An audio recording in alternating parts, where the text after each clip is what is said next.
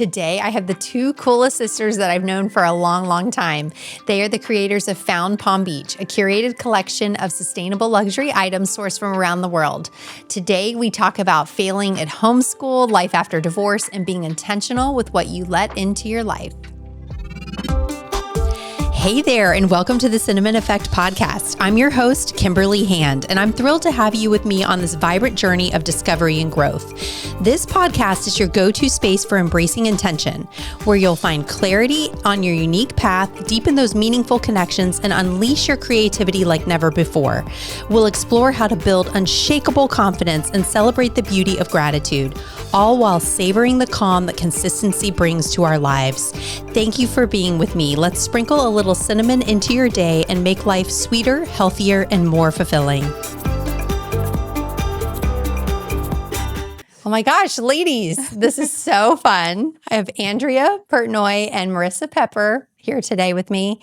And super fun fact, I've known you both since we were like 5 years old. Yes. I think. I was Well, three. I was going to say you were obviously Two, younger, a little younger. I don't know, yeah. We used to dance together. Shout out to Peggy Brown's Academy of Dance. Yes. Oh my gosh. It's like another world. Another world. Mhm. Like that's crazy to me because I was thinking about that today. So yeah, 40 years I've known you. Yes. Mhm. And the hours and hours we spent together. Yes, a lot of hours. Yes. Oh my gosh. Good times. Mhm. I don't know if you Good. look back at that and you're like, that was a really good time when you're dancing and I don't know, did you either of you dance after like high school? You did. I majored in dance in college. You did. And then went to New York and realized it was not for me after dancing all that time. Yes.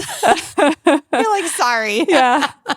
Yes. Yeah. It's no. hard because it's so hard. Yeah. Did you dance after college or high school? I took a semester of dance in college and I have never touched foot in a dance studio again. Never. And I was so happy to not do that. I had a very opposite experience of dance than my sister in general. Yeah. So to it look was back- not your thing, It really. was not my thing. I Okay. did it for 17 years, but it did not bring me joy and happiness. It never did. Really not. Interesting. Interesting. So did you just feel like you had to because sister was doing it?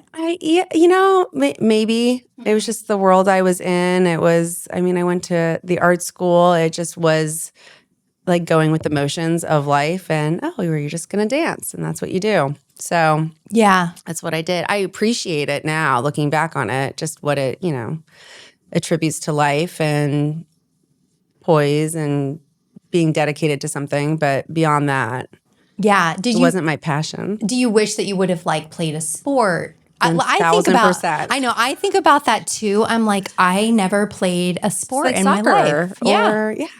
Yeah. for sure. Tennis. Right. Tennis would have been great. Right now, I wish I had played tennis. Yeah. I'm still trying to figure that one out. Still can. Right. Yeah. I took tennis lessons when I turned 40, but I did tennis and golf in the same summer. Big mistake. Very That's a big. lot. A Yeah. lot. Too much for my brain. Tennis was more natural than golf was. Golf. And you think like, because it's a lot of hip motion that you like dance would help with that. No, Right. Nope. I do not recommend that. Yeah. I did tennis for a minute. And I try. I have no hand-eye coordination, which is also odd being a dancer. Yeah. That I don't have that, but it just, it doesn't work for me. So I'm going to keep trying. Yeah. we're going to surf. We're doing surf lessons this week. So Oh, we'll see you what that are does. this week. Are you doing it with Gurfer? Yes, Yeah, with Gurfer. Mary. Yes. Okay. Yes, okay. the best. Oh my gosh, that's so awesome. Like maybe That's the so fun. balance will kick in and it will finally be something that we can do properly. I think you can. I think that's gonna be good for you. Especially like yoga, like the center of gravity.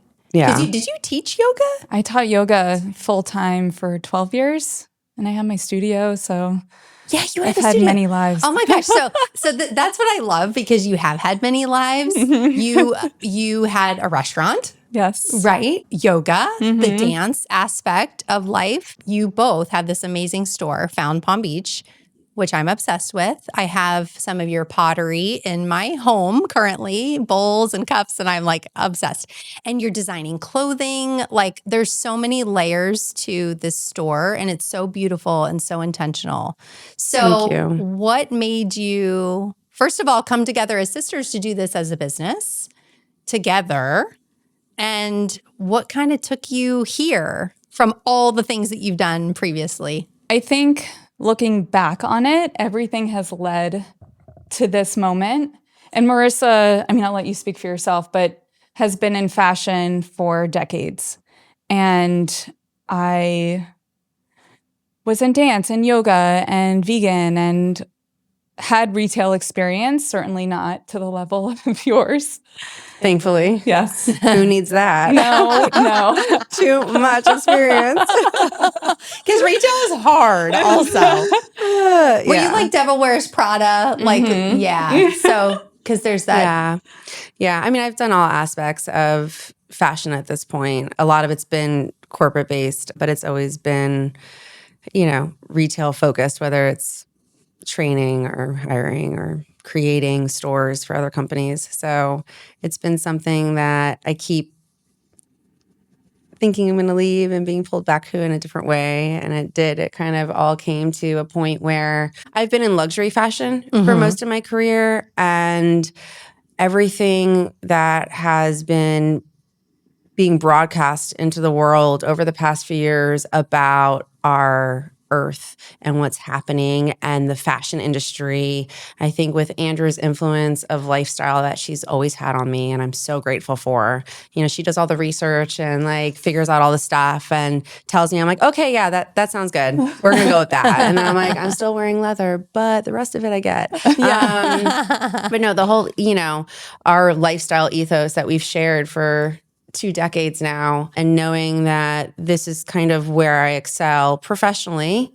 So how do I do it better, right? And I was at a point in my life where I had this opportunity that I have the experience that I do, and Andrea had the space now that her kids are a little bit older. She was like, go and do your own thing finally. And then she came on a trip with me and she's like, I'm going to do it with you.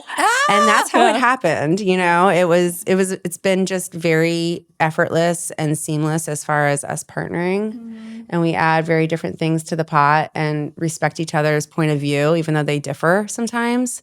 So I think our whole goal is, it came from wanting to do better, knowing we're all consumers, that we're all going to continue to buy new things, have things produced in the world that, are part of our life, but maybe do it in a more intentional way. And that's how we got to this point right now over many years of experiences that added to the pieces to the puzzle. So, yeah. And for us to be able to travel and with our mom, I mean, it's shout out to Rita. Yes. The best parents, the most supportive family ever. Like unbelievable. Oh, yeah. And it's dreamy. So we get to extend our values into a business and create a community around it, which is what I love, what I did with the bee, it's building something bigger than retail space. Yeah. You're so good at it. And I consider you to be kind of introverted. I can't be. Yes. Yes. It depends. But you are such a builder of that community. And I love that about you, because I feel like that is maybe pushes you outside of your comfort zone a little bit, right? It does. And when it's something that I'm passionate about, and I tend to have strong feelings about a few things. And if it has to do with that, I'm passionate in getting people involved, rallying people together who are doing the same things, that want support, need support, just add to the world that we want to live in, I guess. You're amazing at it. And people gravitate towards wanting to be part of it.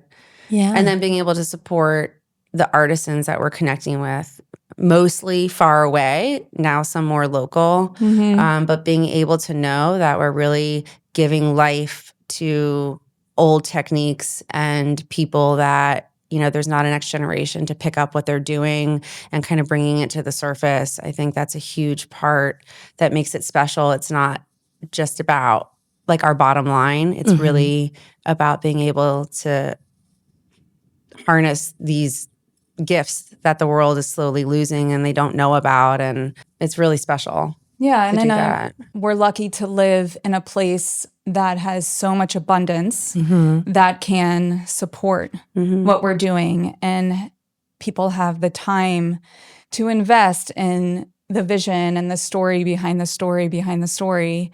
And that's what matters, is creating energy around each piece, every piece of clothing, every piece of pottery. It all creates furniture, an energy in your life. And what do you want to live with? Yeah. And the appreciation for where it's coming from and who's making it. I think, you know, specifically in the area that we're in, people are looking for that, you know, something that is really unique and intentional. I feel like you go through a phase of time when you are maybe a little younger and you kind of want the things that everyone has. And then you get older and you're like, you see it somewhere and you're like, I don't want that. I want something totally different than what everybody has. I've done that with jewelry. I've done that with certain like home decor. Like you just want it to look like you collected things from all over the world. Exactly. You know, like that. And that's what your store is. Yes. It's collections of things from everywhere. So talk about a little like, did you always know that you wanted to design clothing pieces? Was that? No. In my past, I've been part of design teams, and a lot of it has, you know, been purely designing a collection from scratch, but also like white labeling and, you know, doing that. And that's not something that I was really interested in. And in my first trip to Bali, I met someone creating a collection of hand batiqued and dyed silks and hand sewn. And I found them. It took me like a couple weeks to find the owner of this company. And I said, I want to do something with you. And they've never made anything for anybody beyond their tiny little shop. And it really inspired me, like, no, like this, what you're creating needs to be seen in the world and appreciated. And so I created the silk collection before Found was even a vision. I said, I don't know what I'm doing with it.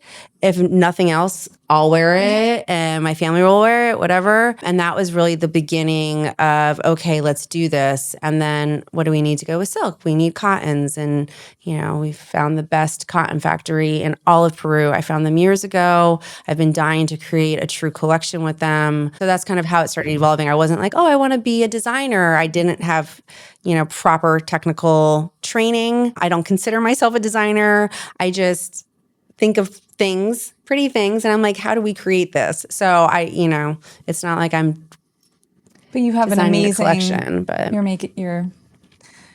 being very humble. I don't think of myself like that. I'm just like, oh, right. let's Like make I don't pretty think of things. myself as a potter. Which you are. Right. So Right.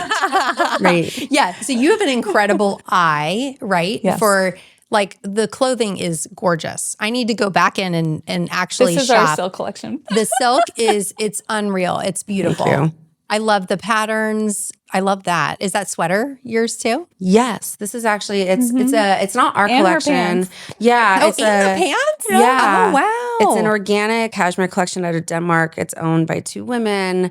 It's really slow production, intentional, made to last, you know, year after year is their whole concept of their collection. So we're happy to support them. We're the first ones in the States to bring it in.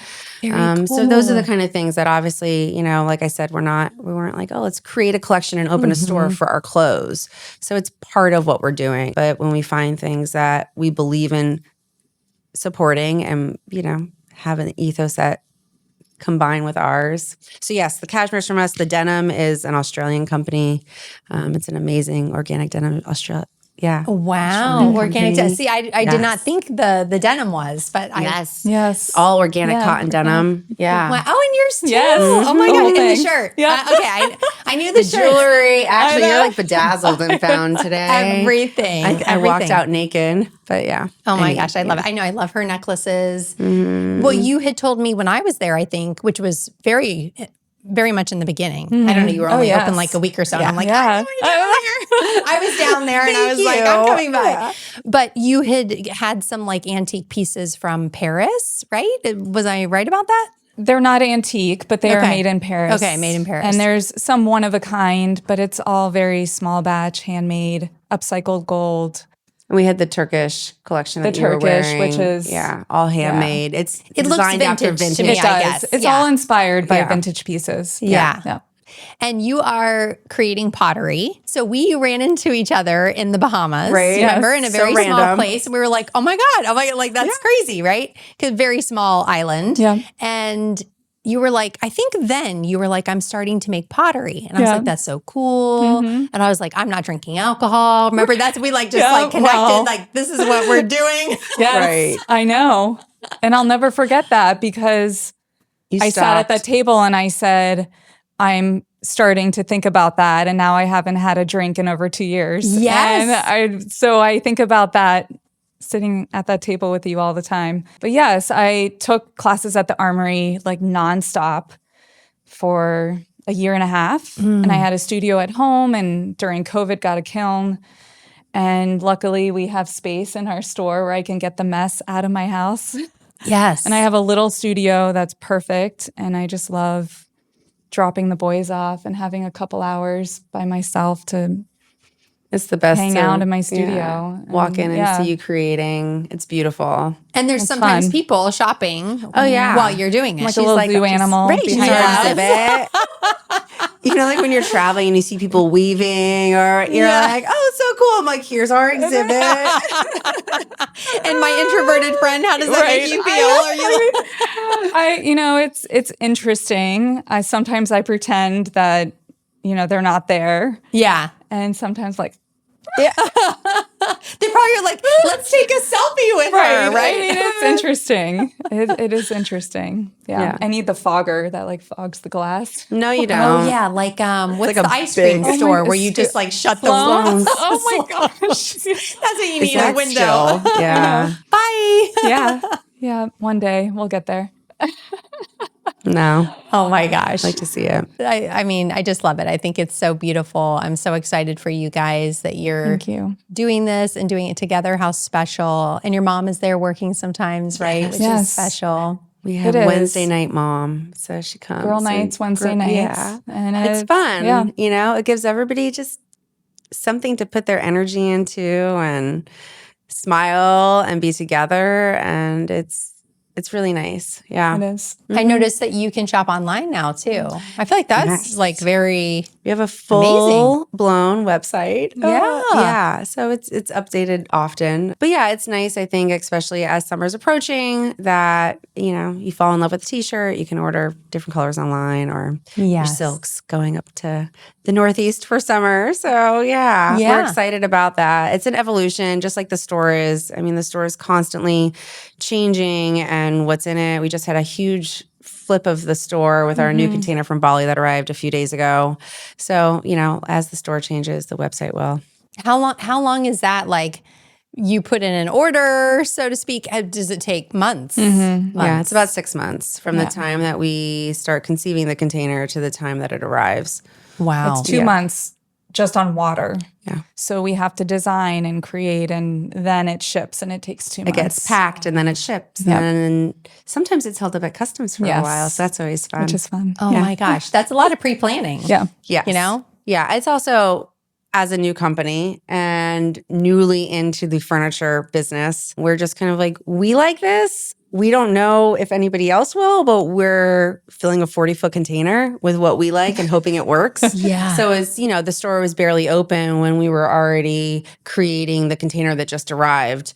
And we're like, we don't know what people are going to gravitate towards, but we want this in our house. So here you go. Right. Yeah. So it's been a Right. lot of just really believing in our What we taste. love. Yeah. And it's been working. So we've been very blessed. We've been, it's humbling to see designers walk in and love what we have. We're like, oh, cool. We're not designers. We're just Doing what we creators. love. But you guys are both like cool girls.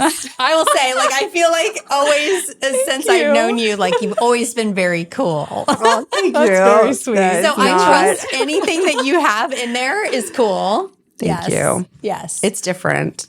Yeah, it is Right. different. Unique. It's very Like different. hand dyed, like like pillow covers, right? And Yeah. stuff like that. So yeah, it's very, very special, I think. What's your favorite thing in the store? Oh man, my favorite thing in the store. I mean, obviously the ceramics, the big ceramics that we found in Morocco, they are so amazing. And in Morocco, they mix metalwork with the ceramics. I haven't seen that anywhere else. And I think, well, I haven't yet. I'm sure it exists in other places. Yeah. But it's cool. It is so cool. And the craftsmanship, and to see them make these huge, 4-foot pieces, that's my favorite. Yeah. What about yours? I'm really obsessed right now with all of the like upcycled teak furniture that we're doing. I just think it's unique. It really is sustainable. It's all handmade. And the fact that we're like, well, we want to create like a 9-foot, 10-foot couch. How do we do that? And we just, can you sketch something? Can we change this? And all of a sudden it shows up and we're like, oh, wow, it's really cool. So I think the furniture, maybe for me, because it's new, because I'm so used to designing clothes and putting together collections, that I love it. But the furniture is really inspiring. And to see these really big pieces move, and like people are loving them. We're like, oh, cool. Like trucks coming to pick up. And that's just, it's exciting for me because then the whole space changes. So I think that knowing who's making these pieces and that they're using, woods and supplies that are not taking from the earth. Like I feel good when I sit on them. I feel good knowing that people are buying them and where they're ending up. And so that's been really exciting to know that people are like treasuring it in their home and they're using it daily as opposed to,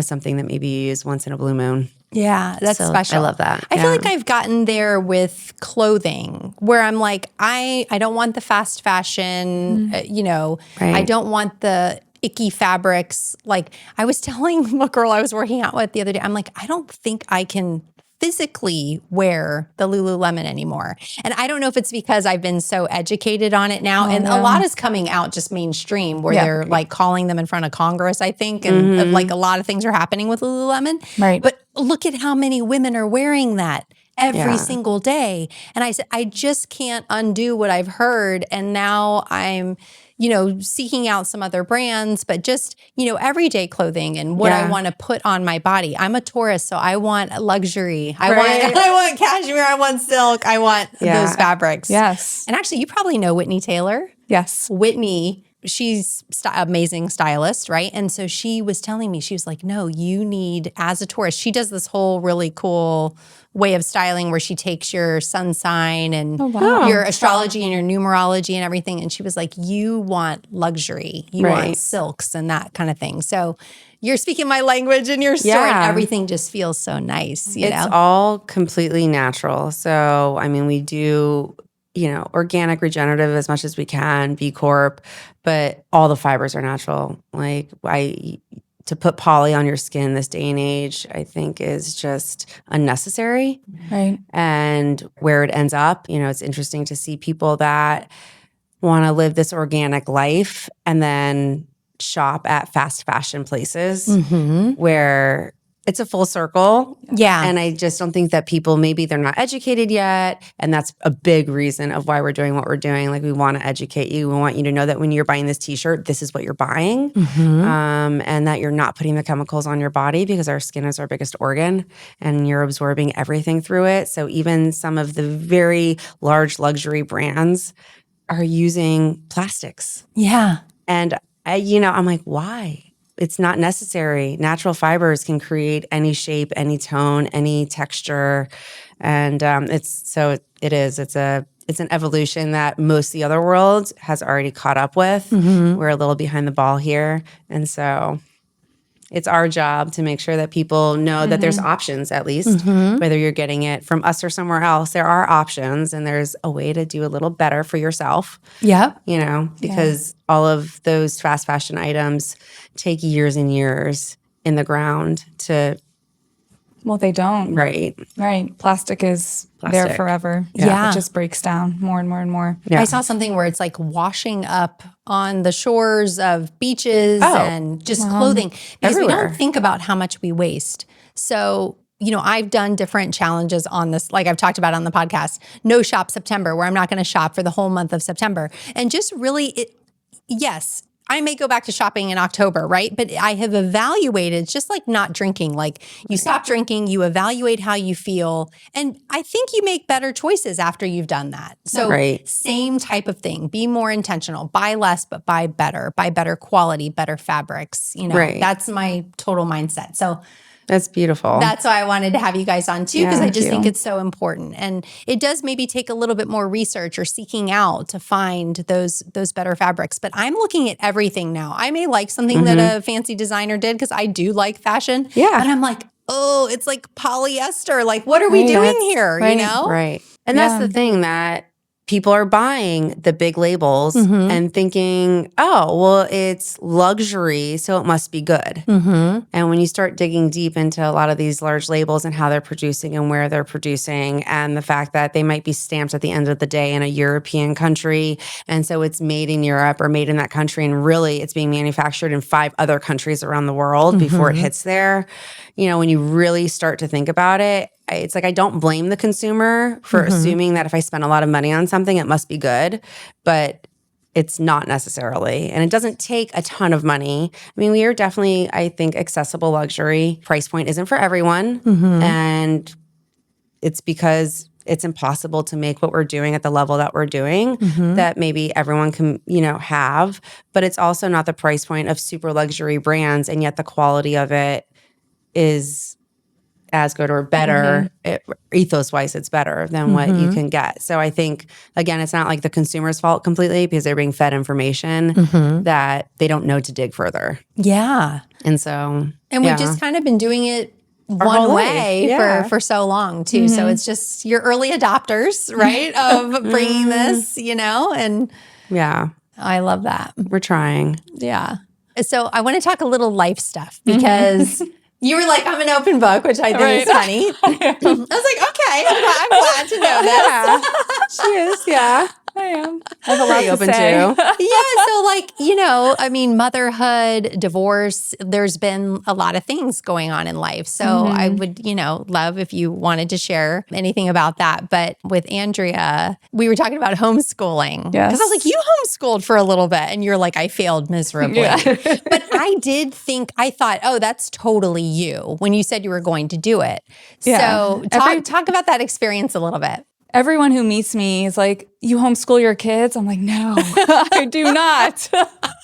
Because they just assume with my crunchy outside that I would do that. So my older son, Oliver, we did a little skipping around when he was preschool, because it was hard for us to find a place that he could settle and feel safe. And we had sensory things come up. So I ended up just taking him out of school.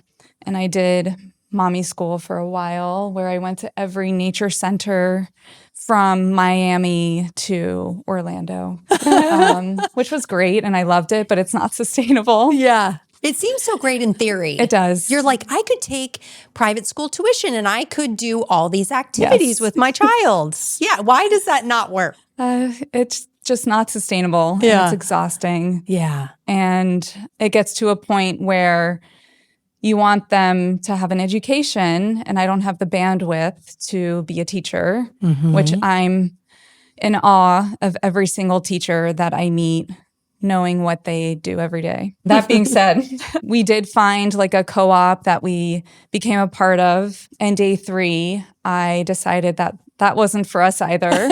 And I had a 3-month-old and I had a 3-year-old, and I was like, we're going to go back to school. Yeah. So they're also really social kids. And I know that you can be social in homeschool, and there's a world for that. But my kids love school. They love their friends. They love sports. They love being a part of it. And I've just surrendered to being a school mom. Yeah. But were you okay? Were you hard on yourself at that time of like, oh, I couldn't make this work? I was, because I had these expectations of myself, of the dream life that I thought I wanted to live, with the growing my food and the homeschooling my kids. And I home birthed my boys with no drugs. And I did that. And cloth diapered for 2 years, and I nursed them each for 3 years, and I drank the Kool-Aid, which I'm happy I did because it was beautiful and amazing. But the homeschool is where it ended. So you're happy with all those other decisions, right? Totally, 1,000%. I'm like, I wouldn't change a thing. Yeah. But yeah. You knew your limit. I knew my limit. I think that's important because a lot of women just kind of get really swept up in that of like, I have to continue this on, even if it's not working for me, right? Right. And we have luckily access to a beautiful school, and they're happy. So that's all that matters. That's all that matters. That's all that matters. Maybe one day we'll sail off and do high school at sea. Who knows? You know I'm still in my dream world. Yeah. I think about that too. Yeah. I'm like, I do see that in our future at some point. I knew I didn't even start the homeschooling. Every time I talk to somebody about homeschooling, I'm like, oh gosh, I just wish that I could do that, and I just can't, Yeah, my kid likes school, and although he's always like, I don't know, he's a homebody. He's a little bit of a homebody too. So he would probably be like, oh yeah, Mom, that would be great. And then very quickly we would be like, this is not going to work for us. Yeah. But during COVID, I mean, a lot of people made that decision too, you know? So, but you had a restaurant, and it's funny because I was pregnant, I think, when maybe for, I don't know, well, part of that journey, right? The restaurant. And you had a bowl there. And I used to come in pregnant, and I was so sick. And this bowl would be the only thing that I could eat. And it was like the Ayurvedic bowl. I forget what you call it. Yes, the Buddha bowl. Buddha bowl. So good. That bowl, so I have good. dreams about it still. Me it was too. like the best. There's no one that makes a bowl like that in Palm Beach County. I couldn't even tell you what's in it, but I remember it was like whatever it was made my body feel good. It was khichdi. Okay. Which is like an Ayurvedic Indian rice and lentil stew. And then we had the thali sauce on top, which was a mustardy. Yes, it was sauce. With sauerkraut. It was like all the colors. There was definitely green in there. Kale. Yes. Yeah. But properly marinated radishes. kale. Yes. Don't give me raw kale on a plate. It's too hard to digest. No. You cannot digest that. Yeah, that was like a so good. creation from me traveling to Portland. Wow. Yeah. So a lot of those dishes were your vision.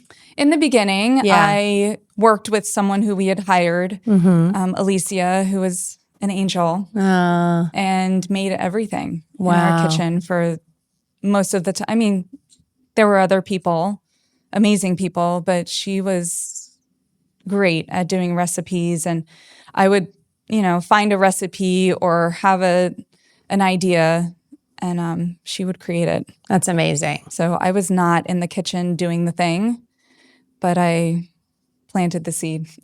I'm sad that ended. I'm still sad about it, I think. Most people are. People come into the store and they're like, oh, wait, you were the bee? Or the island bee? And they're like, oh, I'm like, where were you guys, 6 years ago when it was open, maybe. Do you think you could ever go back to that or no? I would be so happy to consult for someone that wanted to go back and do that.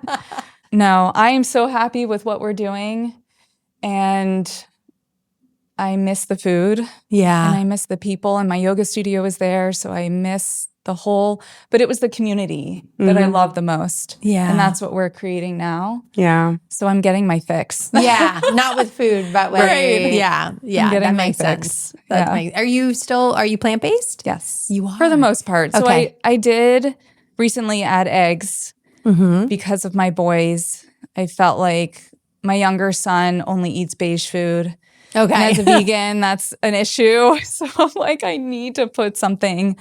So I did the research and found the eggs from the farm. I'm very particular. Well, it's still got to be dialed in. Yes. Yeah, it's very dialed in. So I added that, and now they don't want to eat them anymore, of course. And they want tofu scramble instead. So it's an ebb and flow. Yeah. But letting them experiment a little bit. I have to. They're old enough where my older son is into the vegan thing, and my younger son is like, I just want meatballs and cheese and fish and all the things. So I have to let him explore outside of our home. Yeah. Yeah.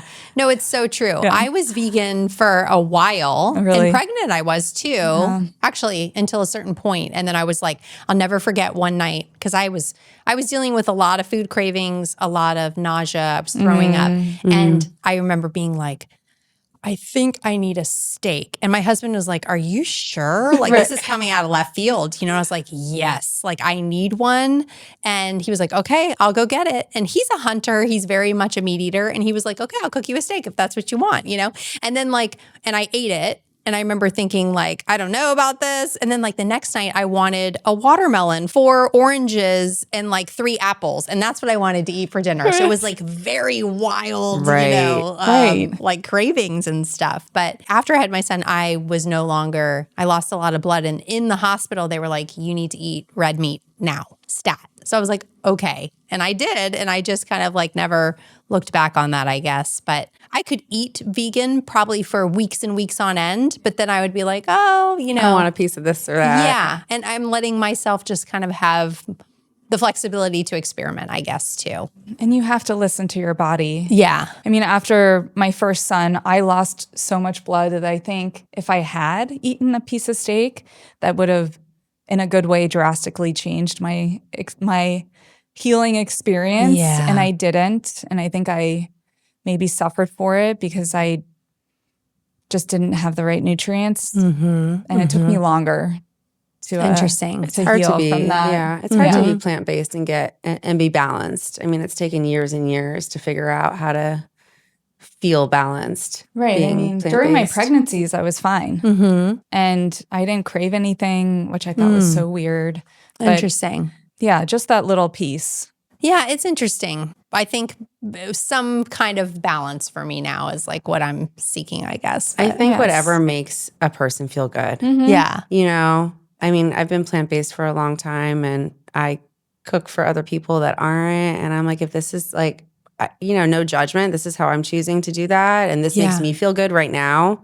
Maybe in a year it won't. Yeah. I mean, it's been like 20 years, so I'm pretty sure I'm in it. Yeah, you're in it. I'm in it. But I definitely like, have had chapters that, you know, I ate fish in my early 20s Yeah. because I felt like I needed, you know, so I'm like, I think whatever makes you feel good. Yeah.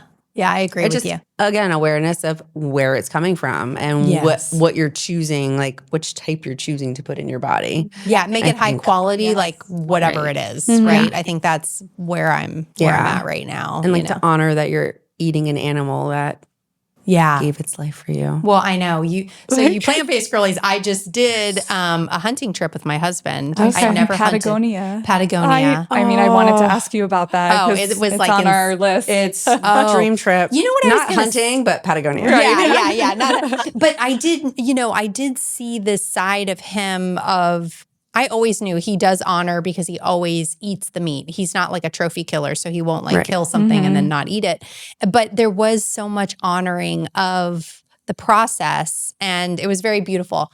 You guys have to go there because the quality of the textiles I found to be really amazing. Like we were in this little town, San Martin de los Andes. So like, it's like a little mountain town, almost like Park City, but like Argentine, you know? Right. And the quality there, like the cashmeres and stuff, I was like, wow, I just didn't realize that. Leather goods, like amazing, right? Yeah. Jewelry, sterling silvers, like that type of thing. So it is a very cool place. Yeah. And I got a cashmere like wrap in Buenos Aires when we were there. And it was like the oldest loom in Argentina and like just cool. That's like cool. I love that story and that intention behind it. It was beautiful. I have to tell you, I got to think of the name of it, actually. I don't know. Isla, I don't know. I'm going to get that wrong, but it was really amazing store. That's beautiful. That's like what's special to find on your journeys, you know? And to see what you can't find here. And that's awesome. Yeah. Yeah, no, Patagonia is definitely on our list for hiking and sourcing.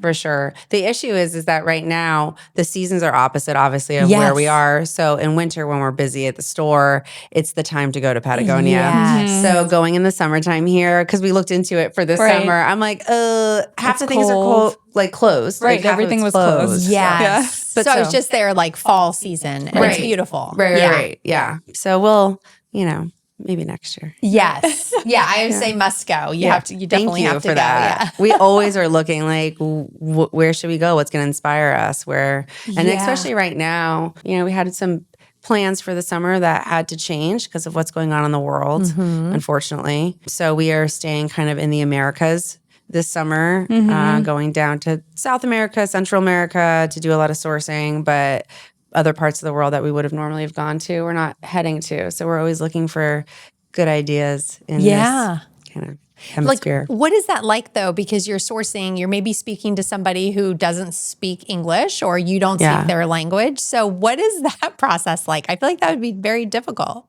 We were in Morocco last summer and we had a guide. So there are people there to help, depending on where you are. We've been really lucky with meeting beautiful people that have helped us navigate. We like to go off the beaten path and we like to get to the source of things, So we're in Morocco and we're in the Medina, which is beautiful. But, we want to get out to where they're making it. And where these people are living and into the mountains. And so it's a journey every time, which is why we're doing it. And it's different every country. Yeah. I mean, I was in Bali and an artisan we connected with was originally from Morocco. They have a house there. Their house manager is there. Oh, you're going to Morocco? Great. We're going to connect you. So he organized somebody to take us around because he didn't speak any English, right? So that's how we found this amazing guide in Morocco. In Bali, somebody I knew from my past connected me to a driver. And he now has been our touch point. I mean, I spent 2 months with him driving me every day and going off the beaten path and trusting him. So he is our communicator to certain people. And he led us to really find the sources of certain things. But it was through a random conversation I had, 2 years ago that, if you're ever in Bali, I have a driver. Great, And so it's different ways of finding different things and just really honing in on the connection, being able to trust people. Yes. So you have to kind of have a good way about you and know when it's going to be feasible and not. So I think that's, sometimes it doesn't work out the way you want it to. Yeah. And sometimes you go somewhere and you're there for 10 days. So you're like, what did I find? Not much, but I had a beautiful time doing it. So it's also that kind of surrendering to the process of we're going to find what we're going to find. But regardless, we're there to appreciate the culture and people and ability to be there. Yeah. So it's not really this is our plan for everywhere we go. It's all very different. So I feel like when I'm going somewhere, before I went to Argentina, I wanted to know what kind of things could I be looking for, right? So are you doing that kind of thing too? You're researching, maybe you have something in your mind that you want. Okay. And then seeing if it's there. Because we have such specific guidelines that we want to work with, that we will support, that we are looking for. So we really hone in onto, it has to be handmade. It has to be sustainable. We want to meet the artisan. We want to connect with these people and support them. And create a relationship and it be a long term. It's not just one and done. We want to really create these relationships. So we have a lot. Right. A lot of requirements when we end up connecting with somebody. Yeah. It's something new we're doing also. We've both traveled a lot in our life. It's been my passion for 20 years. I think anytime I had a free 24 hours, I was on a plane somewhere. And so now it's going back and thinking I was really inspired in this area. Now with this intention of sourcing, let's go back, right? So we're revisiting some of the places that I've been in my past that I had things made for me or, connected with artisans, whether it be furniture or clothing, jewelry. We've reconnected with people that I've met over the past 20 years also. And that's been a lot of the inspiration of where we've started sourcing initially. We are now going to places that we haven't been. So it'll be exciting to do that together fully. That's cool. That's kind of how it's happened thus far. Yeah. That's new for us. This is the first time we're going to be going somewhere that neither of us have been yet. This summer. Yeah. Yeah. And did you say where? No. Ecuador. Oh, Ecuador. No. Well, I've been to Ecuador, but we're going to Oaxaca, which I've never been to Oaxaca. Oh, okay. So we're excited to go there. There's apparently amazing artisans that are just creating with really sustainable resources and by hand. And I think things that will complement what we're getting from Bali, what we're getting from Europe. And and then we're also going to Ecuador, which will be exciting for some fun accessories and textiles. And That's so cool. Yeah. And so do you have to fill containers at all these different places? Is that how it works typically? I'm intrigued by that. It depends on what we find and Okay. how much of it. Okay. Gotcha. So we've done this a few times in Bali. So we In have Morocco. in Morocco. So we have these relationships and we know really, what we want and where we're getting it. I mean, we could go somewhere and not find anything. We don't know yet. yeah, we might go to Mexico and find some jewelry and that's it. Or we might go and fill a container with pots and vessels and things that, Right. we don't know. It's all been a learning process. Every country we import from is very different. The process, the people, the timeline. So we'll see. Like, hopefully we have a container coming from Mexico and everyone can experience it next I'm so season. excited. Yes. I'm like, what's going to be in that? We don't know. Right. We literally don't know. What an adventure, though. Yeah. I love this. I can tell it like makes you both very happy to do it. It does. So it's very special. It And does. I think that our styles complement each other. We're different, but they work together. So it's great to have, that. And our mom also has a very different style than us. But so it's nice to hear her opinion. Some of the time we don't really take it. And she'll tell you. She'll tell you what. She told us, she's like, well, you don't care what I say. Anyway, yeah, we do, Mom. I might not listen to you, but I care. I do. But no, it's great because, to have three very different styles with the same concept in mind, it works really well together. Yeah. It does. So it's nice. I think when we ran into each other in the Bahamas, you were maybe just getting a divorce. I think so. Yeah. And so, not to bring up anything negative, but I just It's not feel like negative at all. You are flourishing and you're doing so well. So like maybe give some insight to women that are going through that. Because I feel like in your 40s, you're evaluating everything, you're reevaluating everything. And maybe your partner is getting, Yeah. axed from your life. So like, what is that like? And you're doing so well now. So I waited a long time. I feel like I got married late. I got married in my mid-30s. And whether it was because it was timing or what I felt were societal norms or what it was in my life, I thought I was ready to get married. And I married somebody that, was a beautiful soul, but not for me. And when we decided to separate or get divorced, there wasn't a separation. It was like, we're done, divorce, 2 weeks later, complete. Wow. It was the biggest blessing, yes. It was a blessing in my life because he disappeared. He left the country. I've never seen him since. So I listened to other people's stories and I'm like, I'm so sorry that was your struggle because first of all, am the luckiest person in the world because not only am I given this whole, new chapter, which will lead to another chapter, I'm sure, and all these beautiful things happening, but I have the most supportive family. And so within 2 days, I was living at my sister's house.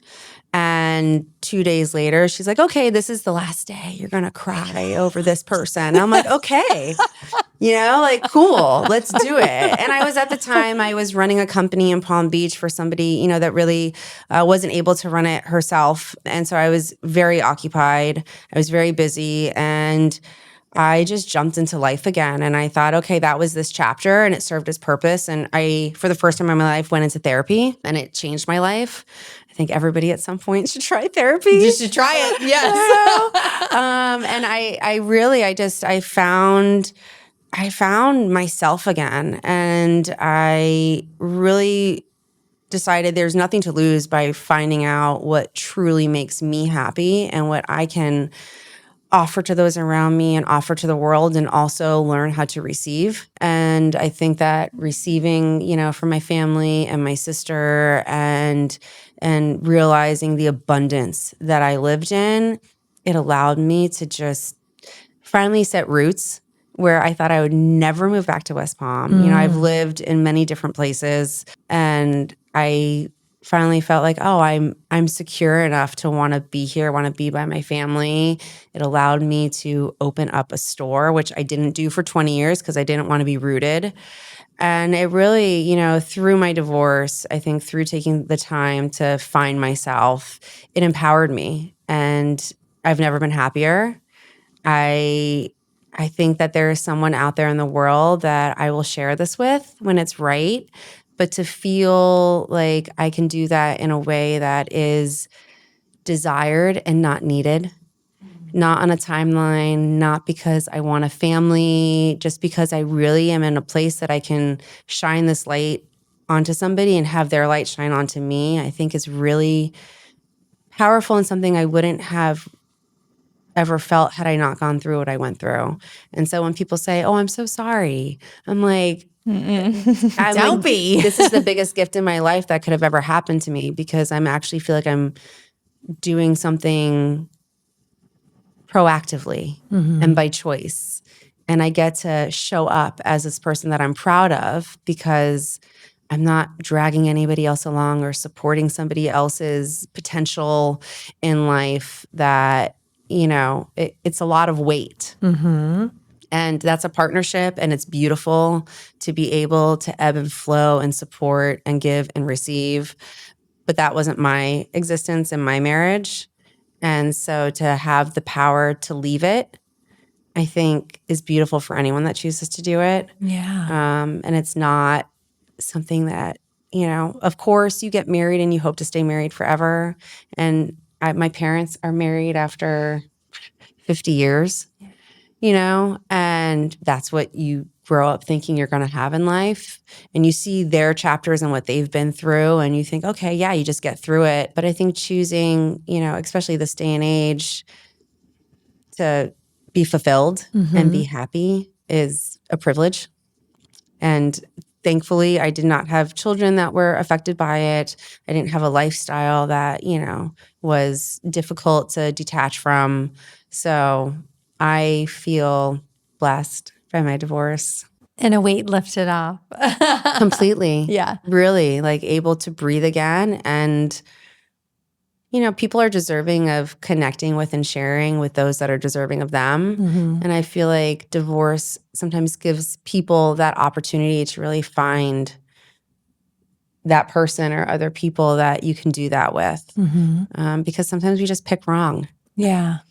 Right. And it's not a mistake and it's not, my life is over. It felt like it for a minute.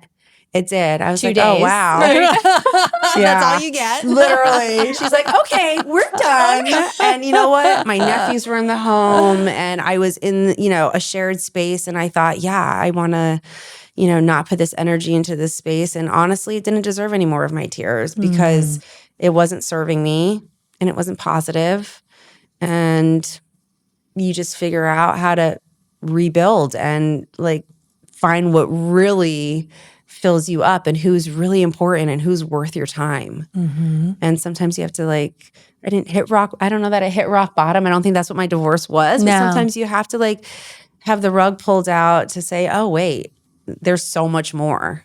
You were meant to do something really great, really special, and give you the space to do it too. So, right. Yeah. That's amazing. And you create space and it welcomes something else in. I like the desire not needed. Like you desire it, but you don't need it. And I think that's the best place to be because you can put it out there. You can talk to the universe and say what you want, what you desire, but you don't need it. You're just fine, you know? I think it's important to manifest what you want. I believe in that. I do my vision boards and if you don't put effort towards it, it's not going to happen. But I refuse to be with somebody that doesn't add to my life and that I can reciprocate equally with.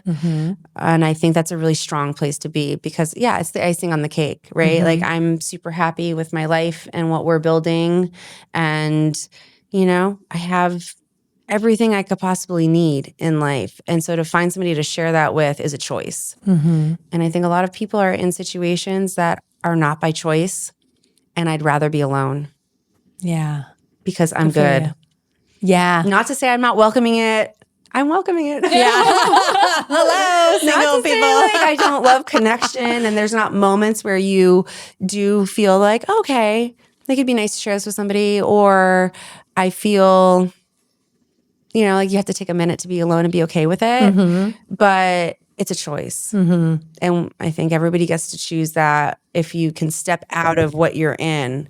And I hope people choose what they're in. I hope people are like, oh, I get to choose this every day. But that's kind of where I'm at, is that whatever I choose, I'm like, I get to wake up every morning and say, this is what I want. Whether it's to be alone, to be with somebody, to share, my life with somebody, to create a family with someone, whatever it is, it's a choice every day. And to be able to honor that and be with someone that also honors that is kind of the chapter that I'm in now. Yeah. And so I wasn't there before. It took me 20 years to realize that I was worthy of that. Why does it take us so long to figure that out, right? It's like, I don't even know. It takes, I'm glad I figured it out. I feel like I'm young to figure it out compared to a lot of people. We were just talking about that this morning, how, some people never figure it out. Yeah, so. Never figure out what circle makes them full, what people are like worth having in your life, what projects are worth putting your energy towards. Like I think we're lucky.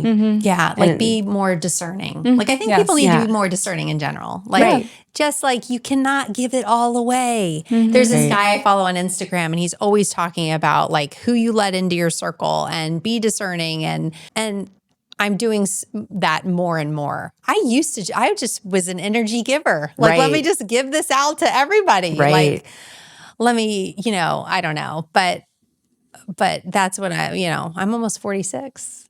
I'll be 46 on Saturday. Oh, and my so all the goodness. lessons. Happy birthday. Thanks. Yeah. I know. I think our 40s are just so magical. Yeah. I mean, it's a time in our life where things are shifting, and it's beautiful. It's beautiful. If you choose for it to be beautiful. Well, right, like you have to, If you do the work and you, it's work. It is work. It's effort. It's not the easiest. Yeah. But it's worth it.